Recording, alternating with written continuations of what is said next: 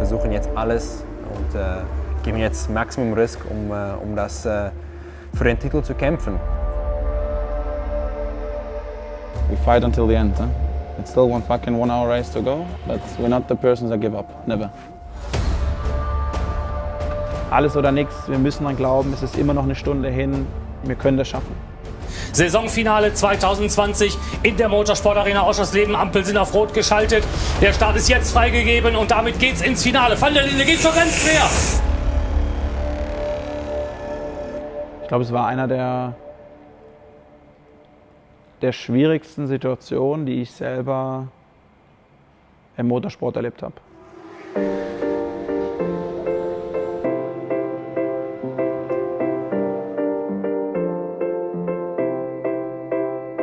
2020 war für uns, ging eigentlich mit einem sehr, sehr guten Vorzeichen los. Wir haben das gesamte Team von 2019 übernehmen können. Wir hatten die gleichen Fahrer auf dem Auto. Wir hatten zwei Autos am Start, die Startnummer 31 mit Kelvin und Patrick. Klares Ziel, Meisterschaftsverteidigung. Und genau das gleiche mit Dennis und Kerry, eine bestehende Mannschaft. Ja, wir hatten natürlich alle hohe Erwartungen an die Saison 2020. Ja, also unsere Ziele für dieses Jahr war eigentlich ganz klar. Wir wollten den Erfolg von 2019 wiederholen. Haben sich alle gefreut, dass es endlich losgehen kann.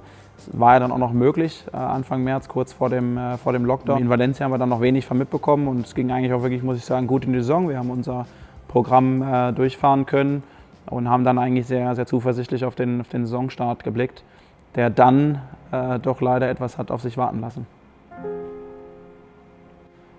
Im Lockdown war dann natürlich im ersten Moment alles auf Null gestellt. Man hat uns quasi jegliche Geschäftsgrundlage hier entzogen durch das Verbot von den Rennen, von den Events. Und in dem Moment wussten wir auch nicht wirklich, was auf uns dazukommen wird. Wir haben dann relativ schnell versucht, Wege zu finden, auch für die Mannschaft, für die Mitarbeiter, um weiter bestehen zu können. Parallel dazu haben wir auch für uns ganz neue Wege gefunden im Online-Racing. Wir sind einer der ersten gewesen, die ein großes Sim-Racing-Event auf die Beine gestellt hat mit Race for Good, gemeinsam mit der Laureo-Stiftung, wo uns Manuel Reuter einen Einstieg gegeben hat und den Kontakt aufgebaut hat, was auch dann in der Spitze mit einer Übertragung auf ran.de, das heißt Sat1 und dem Eddie Mielke als DTM-Stimme in der Kommentation natürlich toll war und auch für unsere Partner super war, aber wir haben das Racing vermisst und dann waren wir froh, dass wir Ende April, Anfang Mai wieder richtig Gas geben konnten. Erste Rennwochenende am Lausitzring war für mich auch sehr besonderes. Ich konnte selber nicht mit vor Ort sein, das war das erste GT Masters Rennen der noch jungen Geschichte des Teams Rutronik Racing, was ich selber nicht miterleben konnte, weil ich tatsächlich auf Nachwuchs gewartet habe und dementsprechend zu Hause gesessen habe und natürlich auch das Renngeschehen verfolgt habe und mit einem anderen Auge auf meine Frau blicken musste, ob und wann wir los sprinten müssen ins Krankenhaus. Alles ist angerichtet, liebe Motorsportfreunde. Alles steht im Standby. Alles wartet auf den Startschuss in die Saison 2020. Das Wochenende war nicht nur ungewöhnlich für mich, weil es eben von einer Ferne aus war. Es war auch nicht das Wochenende, wie wir es uns erhofft haben. Vom Ergebnis her, es war, würde ich behaupten, eher ein schwieriger Start in die Saison. Und haben uns danach aber dann auch direkt alle an einen Tisch gesetzt und geschaut, was müssen wir anders machen, woran hat es vielleicht auch gelegen, um dann eben besser aufgestellt für den Nürburgring zu sein. Ja, Nürburgring Samstag, das war auch so ein bisschen eins der prägenden Momente von der Saison, kann man sagen. Wir mussten zurückkommen am Nürburgring und das Rennen war dann ja der Wahnsinn. Der Kelvin ist einen ganz starken Turn gefahren, hat überholt, wo man normalerweise gar nicht überholen kann, hat dann ein hartes Duell gehabt mit Mercedes, wurde in die Wiese gedrückt, aber das Manöver ist gut gegangen. Und man muss zum Hintergrund sagen, ich habe immer noch den Funk von der Rennleitung auf, also jedes Team hat einen Funk. Es wurde eine Strafe ausgesprochen über den Race Control Funk, in dem Fall an den Manuel Reuter. Anweisung 31 muss die Position wieder hergeben, Stück. Von was denn? Also war ja gar nichts aus unserer Sicht zu sehen. Und ich habe gesagt, Leute, das muss eine Verwechslung sein, das kann nicht sein. Nein, Wir hätten überholt, wo man nicht überholen darf und wäre kein Thema, müssten die Position zurückgeben. Es war dann in dem Moment eine recht emotionale Kommunikation an den Kelvin. Ihm war klar, dass das nicht richtig ist und dass die Strafe ungerechtfertigt ist. Natürlich im Auto ist man so, das mache ich nicht, das will ich nicht machen. Ich bin hier auf Platz 4 oder Platz 3, ich fahre mein Rennen und jetzt muss ich noch ein Auto vorbeilassen. Das ist als Fahrer die letzte instinktive Manöver, die man eigentlich machen will in einem Rennen. Er gibt die Position zurück. In dem Moment bekomme ich die Information von der Rennleitung, nee, ihr könnt da bleiben, alles okay.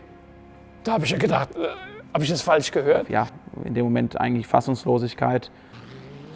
Viele haben uns im Nachhinein darauf angesprochen, ob Manuel und ich jetzt noch miteinander reden würden, weil es im Fernsehen so rüberkam, als hätten wir uns gestritten. Aber eigentlich haben wir uns beide mit der Race Control gestritten.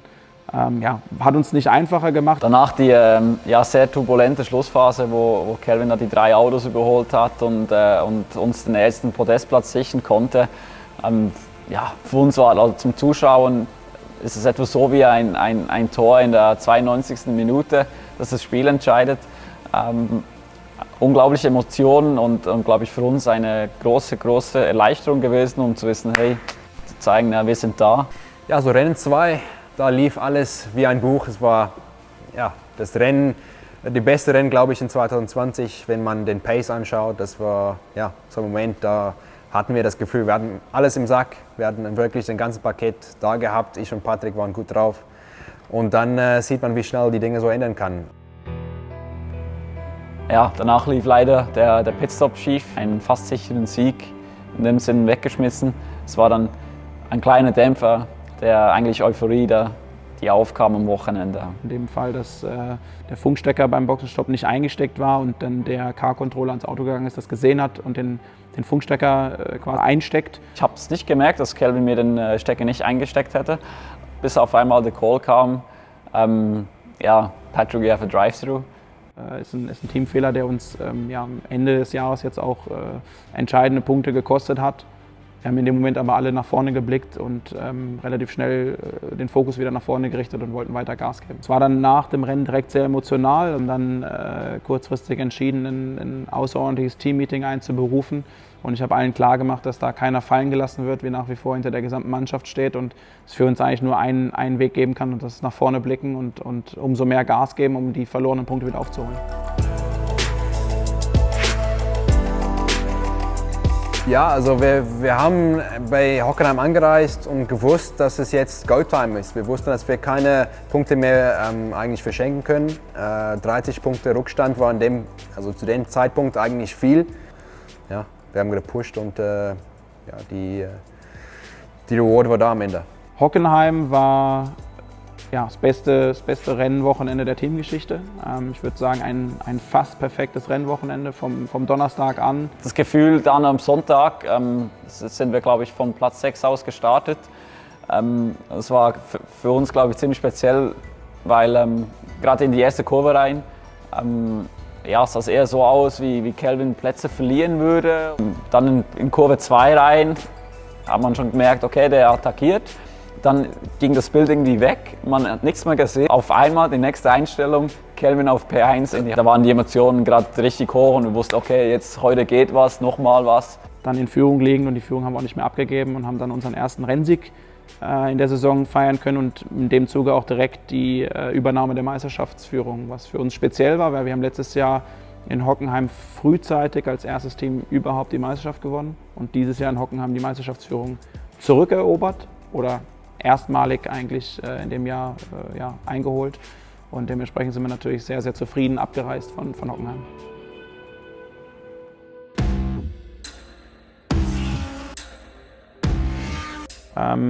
Sachsenring war für uns dann eigentlich ein sehr wichtiges Wochenende. Wir hatten mit Hockenheim das Momentum auf unserer Seite. Dementsprechend war natürlich die Erwartungshaltung groß. Ich würde sagen, das Wochenende ging gut los. Und wir konnten unser Programm fahren. Sachsenring ist grundsätzlich eine Strecke, die ist nicht ganz einfach, auch für die Fahrer und auch für die Teams. Und sind dann im Qualifying am Samstag, gerade mit dem Patrick, leider auf seiner schnellsten Runde einen kleinen Fahrfehler drin hatte. Der hat uns noch ein paar Plätze gekostet. Das Rennen grundsätzlich war aber ein gutes Rennen. Wir konnten dann übers Rennen und gerade im zweiten Stint noch einige Positionen gut fahren und auch wieder wichtige Punkte einfahren. Und am Sonntag im Quali war natürlich mega. Dennis auf Pole, Kelvin auf P3. Ich habe selber nicht ganz dran geglaubt gestern. Es war echt nicht einfach, aber die Mechaniker haben gestern bis 3 Uhr gearbeitet. Wir haben wirklich so viele Teile am Auto geändert, das Setup komplett in eine andere Richtung geschraubt, wo wir glauben, dass es funktioniert. Eins der besten, sag ich mal, Qualifying-Gesamtresultate. Nach dem Qualifying haben wir wirklich gedacht, jetzt ist wirklich unser Rennen, um da nochmal Punkte zu holen und wieder ein Podium einzufahren. Schlussendlich sind wir da auf Platz 3 gefahren in einem turbulenten Rennen. Ich glaube, irgendwo durch waren wir enttäuscht, dass wir nicht gewonnen haben. Wenn man vorne startet und nicht, wenn es nicht reicht für den Sieg, ist es irgendwie ein bisschen enttäuschend, aber wichtig waren, die Punkte da mitzunehmen für die Meisterschaft. Und sind eigentlich, kann man schon sagen, zufrieden auch abgereist wieder vom Sachsenring. Das Herausfordernde an der Saison war eigentlich auch, dass die Saison eben so kurz war. Es war wenig Zeit, auch zwischen den Wochenenden sich vorzubereiten. Und dann kam Red Bull Ring. Wir haben da viel, es gab da, würde ich mal behaupten, noch mehr und längere Meetings als sonst, weil man sich einfach vorbereiten muss und teilweise dann auch auf unvorhergesehene Konditionen letztendlich eine Entscheidung treffen muss. Ja, zum ersten Mal eben dann nicht ganz richtig entschieden als Team und das Ergebnis war, dass Patrick und Kerry beide hinten standen. Ich glaube, Patrick auf P24, Kerry auf P27. Es war definitiv überhaupt nicht das, was wir uns erhofft haben oder wo wir hinwollen. Auch da wieder eine Situation, wo wir eben nicht nach hinten geschaut haben, wo wir uns haben nicht runterziehen lassen. Danach hieß es aber ziemlich bald mal so, jetzt ist all in und bin quasi nach dem wahrscheinlich schlimmsten Quali des Jahres eines meiner besten Rennen gefahren seit langem. Einfach unfassbar am Kommandostand zu sehen. Auch der Funk, der Austausch mit dem Patrick war dann ein Stück weit sehr emotional an der einen Stelle, dann zum Boxenstopp hin. I'm free again, he let me pass, I'm free again. What should I do? Genau. Es kommt Henry. One more lap. Strategisch waren wir extrem gut aufgestellt, hatten eigentlich, glaube ich, alle direkten Konkurrenten gut im Blick und haben dann die richtigen Entscheidungen getroffen, teilweise auch sehr kurzfristig. Ich glaube, das hilft uns Fahrern auch, dass wir da wirklich aufs Team vertrauen können, dass die wissen, was zu tun ist, dass die wissen, was das Beste für uns ist. Dementsprechend würde ich sagen, gute Schadensbegrenzung am Samstag. Und der Sonntag war dann schwieriger als erwartet. Wie immer im Red Bull Ring das Thema Track Limits, das ganze Wochenende ein entscheidendes Thema. Man darf nur 3-mal im Rennen das machen, dass man quasi über die Linie fährt. Das haben wir dann 4-mal gemacht und das hat gereicht für eine Penalty. Wir mussten dann bei dem Boxenstopp 10 Sekunden anhalten und warten. In dem Fall muss man halt Profi bleiben und weiterarbeiten, versuchen ohne Fehler dann weiterzumachen bis zu den Boxenstopp. Die Strafe angetreten, haben uns dort auch sicherlich noch einige Plätze gekostet und auch wieder Punkte verloren. Am Ende sind wir trotzdem noch als Meisterschaftsführender auch vom Red Bull Ring abgefahren und klar, der Blick ging weiter nach vorne. Ja, also das war ein Jahr, die sehr viel Energie gezogen hat vom allen, vom Fahrer, vom Team. Das war wirklich viele Wochenende nacheinander und deswegen war das da vor allem sehr wichtig, dass wir ruhig bleiben und versuchen, unseren Job zu machen ohne Fehlern. Das ist viel einfacher gesagt, aber dann kam natürlich ein Wochenende mit vielen verschiedenen Bedingungen, trocken, nasse Bedingungen. Es war extrem kalt zum ersten Mal im Jahr. Lausitzring war für uns auch nochmal besonders, weil zum ersten Mal nicht die Kerry Schreiner im Auto sitzen konnte. Die war aus gesundheitlichen Gründen dort verhindert. Wir haben dann glücklicherweise sehr kurzfristig vorher einen Ersatz finden können mit dem Hamsau Vega. Sonntag war dann im Qualifying ein bisschen ein Gamble. Wir sind morgens ganz früh aufgestanden, extra früh in die Rennstrecke gefahren. Es war feucht, hat aber nicht mehr geregnet. Ich bin dann morgens noch, Manuel ist, glaube ich, mit dem Fahrrad rausgefahren, nach ganz hinten auf die Strecke und teilweise sogar mit dem Fahrrad auf die Rennstrecke noch drauf gefahren und Safety Roads gefahren. Start ins Rennen war gut. Kelvin konnte eine Position gut machen auf P2, Dennis war kurzzeitig auf P3. Dann wussten wir, wenn wir jetzt ein gutes Rennen durchführen, dann ist die Nase fast über die Linie.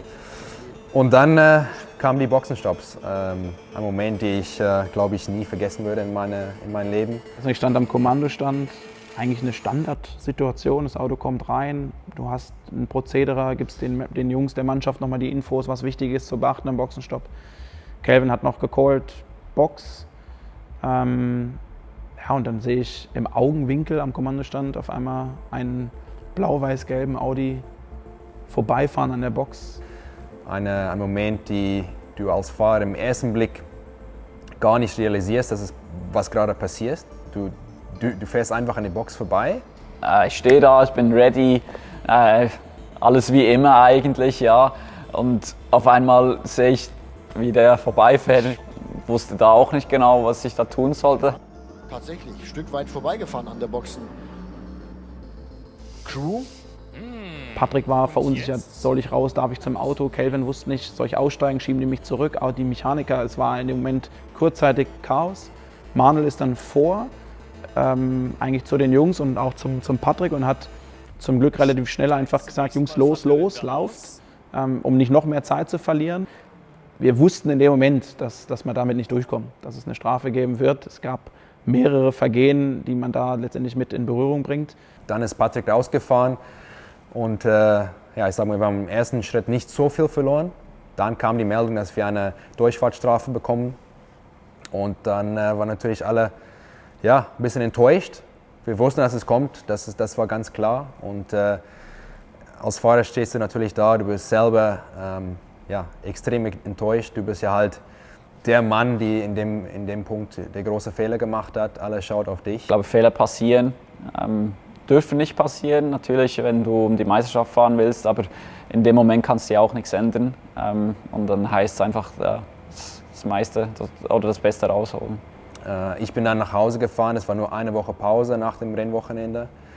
Und ich bin so ein Mensch, ich bin sehr hart auf mich selber. Und da habe ich erst mal 2 Tage gebraucht, um das alles durchzuschauen und zu processen für mich. Es waren 2 harte Tage, aber ich wusste, dass wir dann wieder angreifen mussten in Oschersleben und versuchen, das Beste daraus zu machen. Ja, dann ging es ins finale Rennwochenende. Ja, Oschersleben war natürlich schon, auch glaube ich rückblickend mal, wenn man vielleicht ein paar Jahre später dann nochmal in die Historie von Rutronik Racing reinschaut, prägend für uns. Wir waren zu dem Zeitpunkt noch immer Meisterschaftsführender. Wir wussten, dass wir ein gutes Wochenende fahren müssen. Die Chancen sahen auch nicht schlecht aus und so sind wir nach Oschersleben angereist. Platz 3 im Quali, glaube ich, war mein bestes Ergebnis dieses Jahr. Nach durchwachsenen Qualis kann man sagen. Wir sind ein sehr, sehr gutes Rennen gefahren, glaube ich. Grundsätzlich wäre nicht viel mehr drin gewesen. Platz 6. Aber wenn du Sechster bist und deine 3 Hauptkonkurrenten alle vor dir stehen. Das war klar, dass das sehr, sehr schwierig sein wird für uns. Wir haben dann alles gegeben, sind von 8 auf 6 vorgefahren. Das war zu dem Zeitpunkt das Beste, was wir hätten machen können. Mehr ging nicht und haben dann zum ersten Mal seit Hockenheim die Meisterschaftsführung wieder hergeben müssen.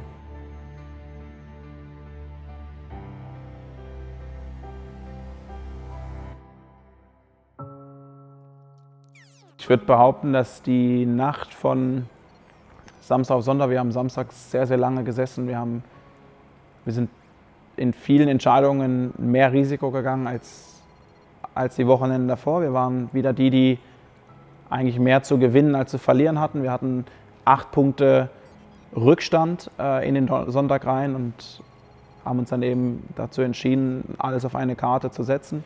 Ja, es war schon eine angespannte Stimmung. Natürlich im ganzen Fahrerlager. Es ist das ganz große Finale, nicht nur das finale Wochenende, sondern das letzte Rennen. Und die Meisterschaft war immer noch offen. Es waren immer noch 4 Autos, die um die Meisterschaft gefahren sind, was natürlich ein Wahnsinn ist. Und auch sehr, sehr eng beisammen. Also man konnte auch nicht sagen, es ist fast unmöglich. Und deswegen war uns klar, wir müssen weiterhin nach vorne blicken, wir müssen einen guten Job machen. Und es war alles drin. Klar, für Kelvin in dem Moment nicht einfach, schwierige Situation, da ins Auto zu gehen, in das Qualifying, zu wissen, dass wir eigentlich alles auf Pole Position setzen müssen. Wir müssen eigentlich ganz vorne stehen, um wirklich gute Chancen zu haben, die Meisterschaft zu gewinnen. 4-mal rote Flagge. Ich glaube, es war das ganze Jahr nicht so. Es gab kein einziges Qualifying, was so unterbrochen war. Nicht einfach für den Fahrer, nicht einfach fürs Team. Versucht, einen kühlen Kopf zu bewahren. Ich glaube, da waren nur noch 10 Minuten auf die Uhr. Und dann hatten wir nur eigentlich 2 oder 3 Runden, wo es wirklich alles passen muss. Und dann ist deine Qualifying entschieden. am Ende hat es nur gereicht für Platz 11, nach einem sehr hektischen Qualifying. Danach ist man erst sehr, sehr enttäuscht, sage ich mal. Du kommst in die Box rein, du siehst ja alle den Augen von einem Mechaniker, von Fabian, von Manuel, auch von Patrick. Und man weiß, du hast ja irgendwie nicht deinen Job gemacht, wie du es gerne hattest. Und dann versuchst du erstmal 10 Minuten Pause zu machen, ein bisschen hinter den Truck zu laufen und versuchen, dass bis das alles ein bisschen runterkommt. Und aufs Rennen zu fokussieren. Und dann war klar fürs Rennen, wir müssen entweder an ein Wunder glauben oder für das Wunder sorgen. Dann kam das Rennen. Wir hatten ein Meeting mit Patrick, Fabian, unser Mechaniker, vor dem Rennen. Wir haben gesagt, Männer, wir geben nie auf und wir versuchen jetzt alles und geben jetzt Maximum Risk, um das für den Titel zu kämpfen. It's tough, it's hard, but we're not the persons that give up, never. Okay? We're all in this together. And if we're a bit lucky and do a good job, still there. Let's go! Let's go! Das Finale 2020. Wir stehen kurz vor der Vollendung einer seltsamen, aber am Ende doch vollen, kompletten Saison. Wir haben so viele Rückschläge gehabt im Jahr und wir haben immer wieder zurückgekämpft auf der Strecke, Rennen gewonnen, Podiums eingefahren. Wir haben es immer wieder geschafft, um wieder aufzustehen. Jetzt alles oder nichts. Wir müssen dran glauben, es ist immer noch eine Stunde hin. Wir können das schaffen.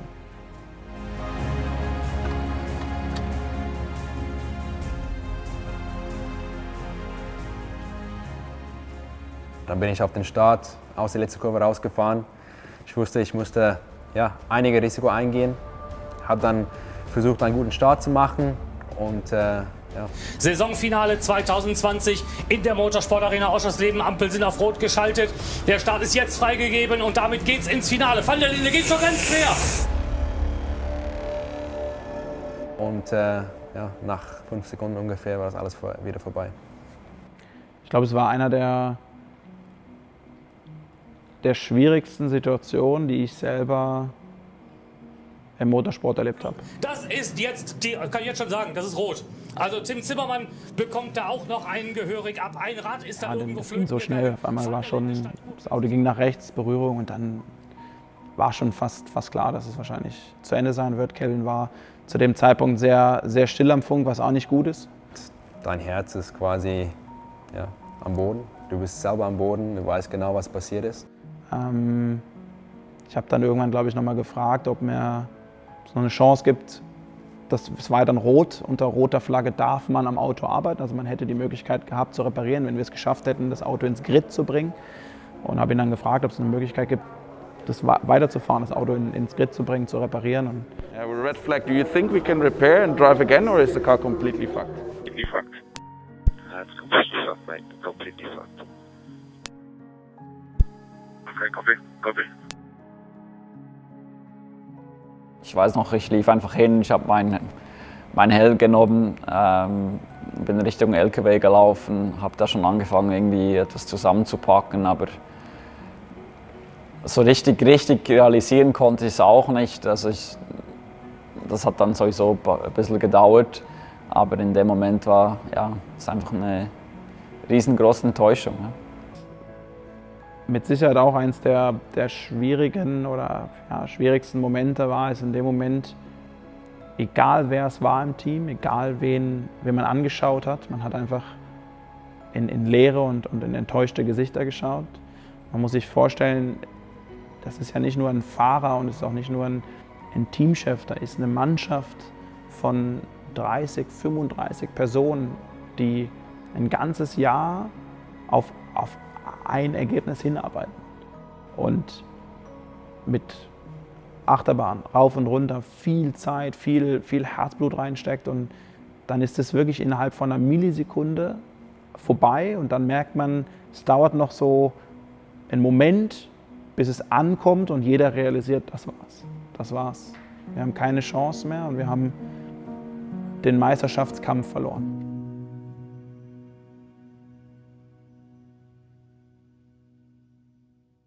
Es gibt so viel Positives zu nehmen von der Saison. Wir haben wieder Rennen gewonnen, wir haben Podestplätze eingefahren, Wir haben ein starkes Paket gehabt. Was wir erreicht haben in den letzten 2 Jahren, zeigt, wie stark wir als Team waren. Das Auto war immer extrem gut vorbereitet. Wir waren in beiden Jahren, wir hatten immer die Möglichkeit, Rennen zu gewinnen. Deutlich mehr als 20 Autos, die noch hinter uns sind in der Meisterschaft. Und wir sind Vierter in der Gesamtmeisterschaft im 2. Jahr. Wir haben letztes Jahr die Meisterschaft gewonnen. Wir haben so viel erreicht mit dem Team. Und ich bin so unfassbar stolz auf das Team und auf die gesamte Mannschaft. Und ich glaube, das ist auch ganz, ganz wichtig, das hervorzuheben und herauszustellen, dass das absolut nicht selbstverständlich ist und dass das auch ein Stück weit einmalig ist, was wir hier auch heute noch erreicht haben. Ein wichtiger Bestandteil eines erfolgreichen Teams sind auch die erfolgreichen Partner und Sponsoren. Und da bin ich extrem froh und dankbar, dass wir so starke Partner an unserer Seite haben, die uns unterstützt haben, die uns auch in Zeiten von Corona unterstützt haben und auch dieses spezielle Jahr mit uns gemeinsam gegangen sind. Für uns eine große Ehre und freut uns, da die Partner dabei zu haben. Und wir hoffen natürlich auch, dass wir mit denen weiter ins nächste Jahr starten können. Danke an die Fahrer, vielen Dank an das ganze Team, Mechaniker, Engineering, alle, die dabei sind. Unfassbar, wie viel Zeit und Aufwand da reingesteckt wird. Natürlich auch nochmal Danke an die Partner, Danke an unsere Fans. Und wir freuen uns auf die nächste Saison, wir freuen uns auf 2021 gemeinsam mit euch und hoffentlich sehen wir uns erstärkt wieder.